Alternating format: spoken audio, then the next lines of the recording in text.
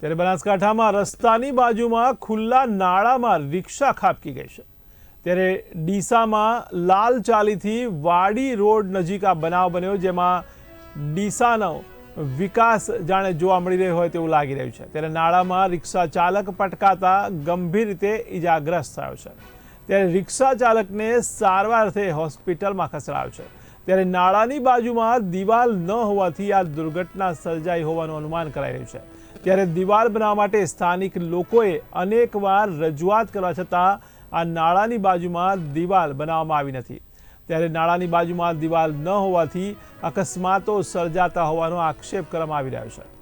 તો મહત્વના સમાચાર કહી શકાય। ત્યારે ડીસામાં અકસ્માત સર્જાયો, જેમાં ખુલ્લા નાળામાં રિક્ષા ખાબકી ગઈ છે। ત્યારે બનાસકાંઠામાં રસ્તાની બાજુમાં ખુલ્લા નાળામાં રિક્ષા ખાબકી હતી।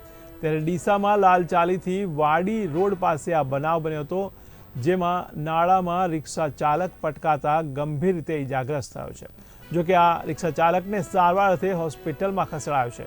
ત્યારે નાળાની બાજુમાં દિવાલ ન હોવાથી આ દુર્ઘટના સર્જાઈ હોવાનું અનુમાન કરવામાં આવી રહ્યું છે। ત્યારે દિવાલ બનાવવા માટે સ્થાનિક લોકોએ અનેકવાર રજૂઆત કરવા છતાં આ દિવાલ બનાવાઈ નથી।